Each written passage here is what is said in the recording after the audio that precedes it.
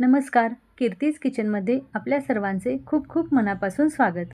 अगदी बाजारात मिळतात असे खुसखुशीत कुरकुरीत केळीचे चिप्स मी आज बनवणार आहे। हे चिप्स बनवत असताना काही महत्त्वाच्या टिप्स सांगितल्या आहेत, तर व्हिडिओ शेवटपर्यंत नक्की बघा। केळी घेत असताना ताजी, हिरवी आणि अशी कडक असणारीच केळी घ्या। अशी पूर्वतयारी करून घ्यायची म्हणजे आपला वेळही वाचतो आणि आयत्या वेळेस गडबड होत नाही। चिप्स तळण्यासाठी अशी खोलगट कढई, बटाट्याच्या वेफर्ससाठी लागणारी अशी एक खिसणी, केळीचे काढलेले साल ठेवण्यासाठी एक भांडं घेतले, यामुळे जास्त पसारा होणार नाही। यानंतर अर्धी वाटी पाण्यामध्ये अर्धा चमचा मीठ, अर्धा चमचा हळद घालून मिक्स करून घेऊ।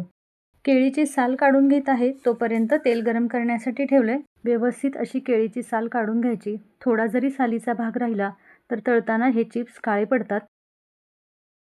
सुरुवातीला गॅस मोठा करून आता यामध्ये आपण चिप्स तळून घेऊ। एक केळी आपण एका वेळेस तळून घेणार आहे। थोडीशी केळी खिसून घेतली की 1-2 सेकंद असं हलवून घ्यायचं। यानंतर पुन्हा एकदा आपण ही केळी खिसून घेणार आहोत। यामुळे केळीचे चिप्स एकमेकांना चिकटले जात नाहीत आणि सर्व बाजूंनी व्यवस्थित तळले जाऊन कुरकुरीत होतात। एक पूर्ण केळी खिसून होईपर्यंत गॅस मोठाच ठेवला आहे।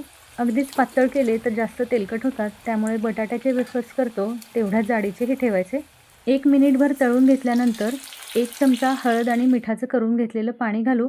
यामुळे चिप्सला छान असा पिवळा रंग येतो। त्यासोबतच वरून पुन्हा एकदा मीठ घालायची गरज पडत नाही। हळद आणि मिठाचं पाणी घातल्यानंतर मध्यम आचेवरती कुरकुरीत होईपर्यंत तळून घेतले। हे चिप्स बनवत असताना सर्वात महत्त्वाची टिप म्हणजे ज्यावेळेस आपण चिप्स तळणार आहोत त्याच वेळेस केळीची साल काढायची।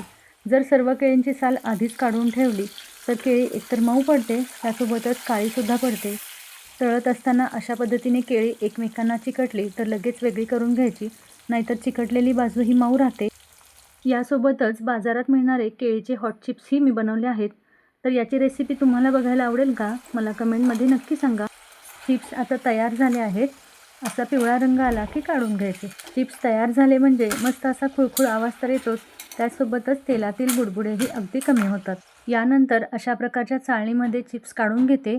यामुळे तेल खाली निथळले जाईल आणि चिप्स तेलकट होणार नाहीत। यानंतर मी अजून एक केळीचे चिप्स तळण्यासाठी ठेवलेत, तोपर्यंत आपण एका केळीची साल काढून घेऊ। साल काढून घेत असताना तळण्यासाठी ठेवलेले चिप्स अधूनमधून हलवून घेऊ, म्हणजे सर्व बाजूने एकसारखे तळले जातील। जर तुम्हाला केळी आधीच सोलून ठेवायच्या असतील तर एका मोठ्या भांड्यामध्ये 2 चमचे मीठ आणि केळी बुडतील एवढं पाणी घ्या आणि 4 ते 5 केळी या पाण्यामध्ये बुडवून ठेवायच्या। त्यामुळे केळी काळी पडणार नाहीत आणि चिप्सही आपले अगदी छान पिवळे होतील। पाण्यात ठेवलेल्या केळीचे चिप्स करण्यापूर्वी केळी व्यवस्थित कोरडी करून घ्यायची। केळी व्यवस्थित कोरडी करून घेतली म्हणजे चिप्सही अगदी कुरकुरीत असे तयार होतात। एक बॅच तळून होत आहे तोपर्यंत मी इथे दुसऱ्या केळीची सुद्धा साल काढून घेतली। चिप्स पिवळे होण्यासाठी एक खास महत्त्वाची टिप म्हणजे चिप्स गरम असतानाच यावरती 1 चिमूट हळद घालायची आणि नंतर सर्व बाजूने व्यवस्थित लावून घेतली म्हणजे हे चिप्स अगदी पिवळे तयार होतात। हळद लावून झाल्यानंतर अशा प्रकारे एका भांड्यामध्ये हे चिप्स काढून घेते। कुरकुरीत असे केळीचे चिप्स तर तयार झाले आहेत। अशा प्रकारच्या चाळणीमध्ये काढून ठेवल्यामुळे चाळणीतून तेल खाली निथळलं गेलं आहे आणि चिप्ससुद्धा अजिबात तेलकट वाटत नाहीत। तुम्ही पण अशाच पद्धतीने केळीचे चिप्स बनवता का? मला कमेंटमध्ये नक्की सांगा। डब्यामध्ये भरण्यापूर्वी पूर्णपणे गार करून घेतले की मऊ पडत नाहीत, त्यासोबतच अजिबात खराब न होता बरेच दिवस टिकतात। आणि कुरकुरीत असे हे केळीचे चिप्स तयार झालेत। तुम्हालाही आवडले का? मला कमेंटमध्ये नक्की सांगा। आणि अशाच टिप्ससोबत नवनवीन रेसिपीज पाहण्यासाठी कीर्तीज किचनला सबस्क्राईब करायला विसरू नका। आणि हा व्हिडिओ आवडला असेल तर एक लाईक नक्की करा।